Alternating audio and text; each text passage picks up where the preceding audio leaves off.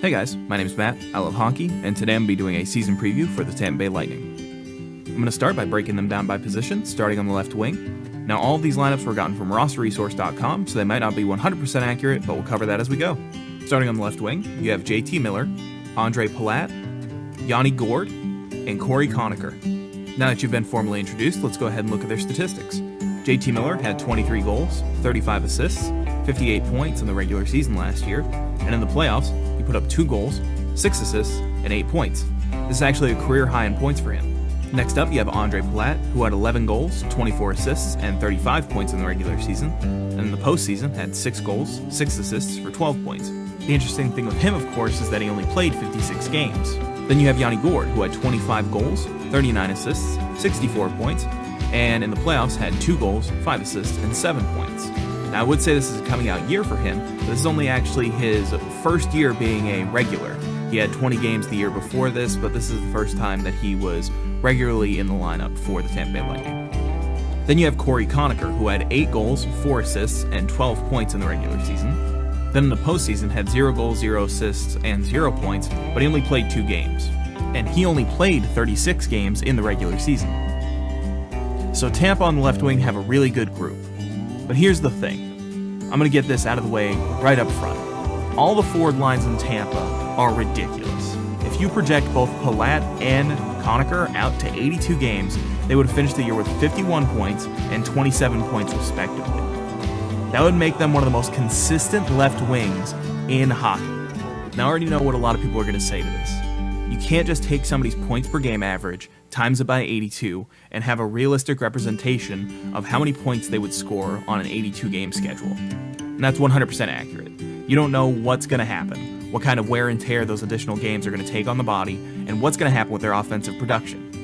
What I can say is, Conacher looked solid.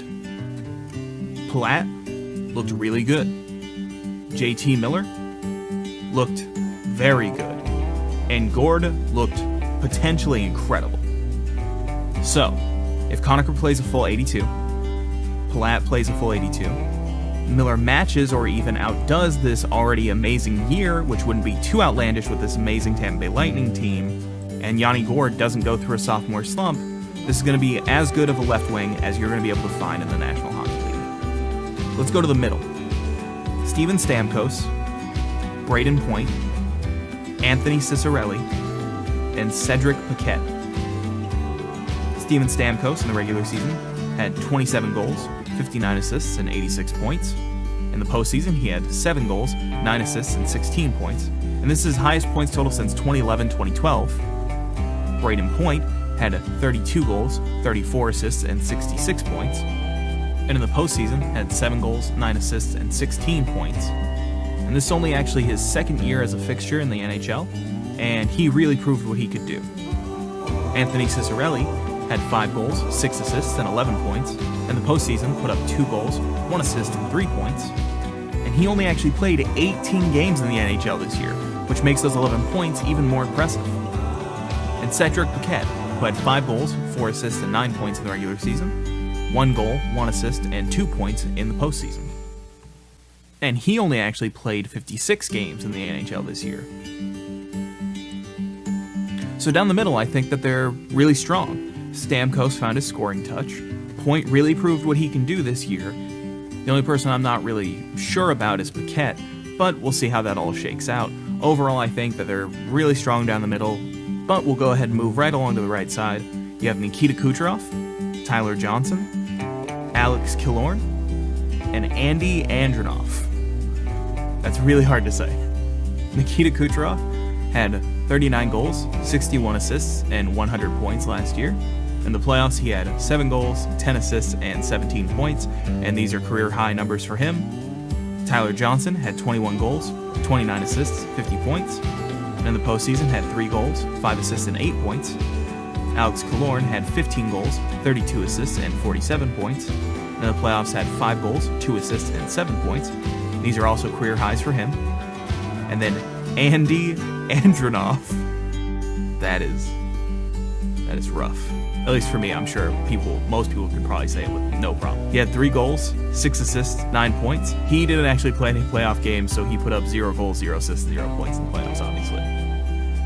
On the right side, they are stupid good, really strong, as long as everyone repeats the success they had last year. Andronov, I'm not really sure if he'll get that bottom position, that 4th line position, but once again, we'll kind of see how that works out. But once again, really, really stupid good line, and I know what it sounds like before we get to defense.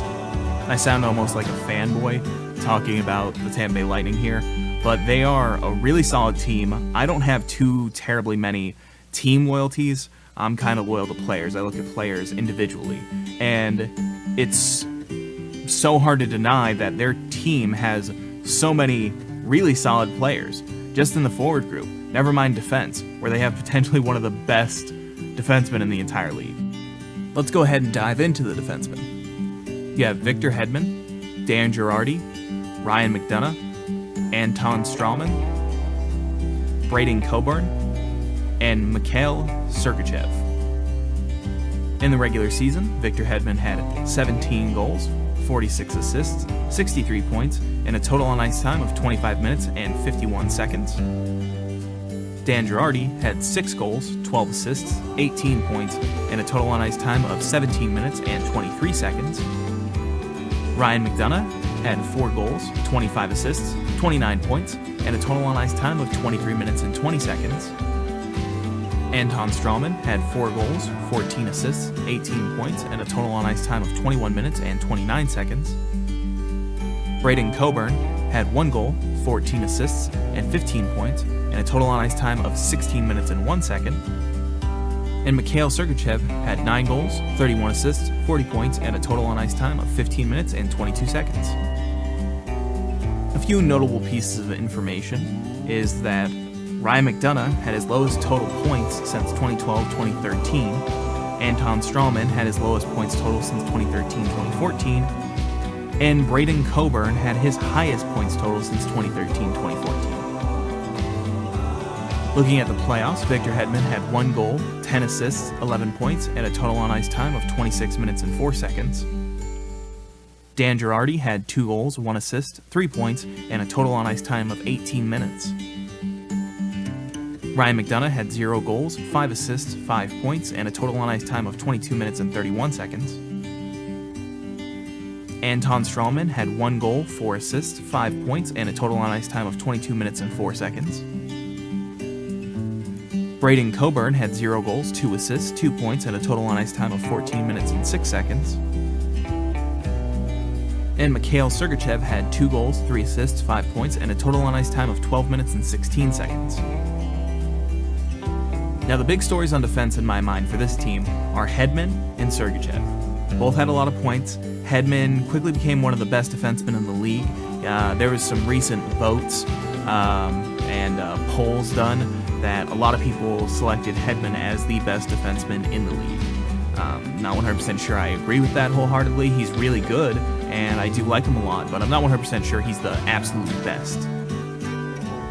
But then when you look at Sergachev, who is young and he's promising, that's one really good, solid 1-2 punch. Those two could be deadly. They could be really scary, especially if Sergachev continues to get better. Especially if he can really start developing his defensive abilities to match his offensive abilities. Now let's move on to goaltending. You have Andrei Vasilevskiy, and you have Louis Domingue. Vasilevskiy last year had 44 wins, 17 losses, and 3 overtime losses, a goals against average of 2.62, and a save percentage of 0.92. In the playoffs, he won 11 games, lost 6 games, had a goals against average of 2.58, and had a save percentage of .918. He actually won 21 more games than any of his previous seasons. Louis Domingue, in the regular season, had 7 wins, 9 losses, 1 overtime loss, a 3.41 goals against average, and a 0.894 save percentage. Now, he didn't actually play in the playoffs except for once, where he only faced 7 shots. Goaltending is questionable. Vasi's great. Vasi did amazing last year. But like I said, he won 21 more games last year than any season he had put up before that. So the question that I have with most teams goaltending this year is, what if their starter can't repeat the season they had last year, or what if their starter gets injured? Is their backup really ready to step up to the plate? Alright, now let's look at moves that were made in the offseason. You have Nikita Kucherov, who signed an 8-year contract for $9.5 million. Then Cedric Paquette, who signed a 1-year contract for $1 million. Ryan McDonough signed a 7-year contract for $6.75 million. JT Miller signed a 5-year contract for $5.25 million. Louis Domingue signed a 2-year contract for $1.15 million. Adam Henry, who you might see as an additional skater this year, signed a 1-year contract for $800,000. And Slater Koekkoek re-signed for 1 year at $865,000. Now this is normally where I'd start discussing additional skaters that you'll see in the lineup. There's only really 4 to talk about. Adam Henry, who had 4 points last year, Slater Koekkoek, who had 8 points last year, are listed here, Jake Dotchin, who had 11 points last year, and the big one is Ryan Callahan, who had 29 points last year, a total on ice time of 23 minutes and 20 seconds, and played all 17 playoff games, where he had 5 assists for 5 points and an average on ice time of 22 minutes and 31 seconds. And he is the one that is actually most likely to be a regular in the lineup. Alright, now let's look at things that I think are still up in the air. These are questions I ask at the end of every season preview that I do that I think will determine whether or not a team is more successful in the coming year or less successful in the coming year. The first one of these things that I have to ask about is their early season successes. So this last season we saw that they were very good in the early season. A lot of people had them favored to win the Stanley Cup, but then they kind of fell off throughout the year. So do they really want to come out full force and potentially run out of gas before the postseason? Next thing is playoff wear and tear. The Tampa Bay Lightning have played tons of playoff games recently. Over the last 5 years or so, they've played a lot of playoff games, and that kind of extra mileage does eventually take a toll on people and make them less effective in the regular season. So the question is, how much longer can they keep up with all that extra wear and tear? A smaller concern of mine is their cap space. They only have $2,646,220 left. So if they need to add somebody at the trade deadline, whether it's due to injury or just to put them over the top, they're going to have to trade out money somewhere. And lastly, and possibly most importantly, is whether or not they are the new Washington Capitals. What I mean by this is, I mean a team that is very successful in the regular season, and then in the postseason just can't seem to get it done for whatever reason or another. So when you look at the last 5 seasons, in the playoffs they were eliminated in 2013-2014 in the first round, which isn't great. Then in 2014-2015, they made it to the Stanley Cup Finals and lost. Then they lost in the Conference Finals in 2015-2016. 2016-2017, they didn't even make it into the playoffs. And then 2017-2018, they lost in the Conference Finals. So this year, can the Tampa Bay Lightning finally get it done when it really matters and the pressure's on? We'll see. Alright guys, well that wraps up my season preview for your Tampa Bay Lightning. I want to thank you so much for watching. I think that they'll end up somewhere probably second in the division, I think is probably where they'll end up. But they could win the division again. They might challenge for the President's Trophy. That's why they play the games, as they say.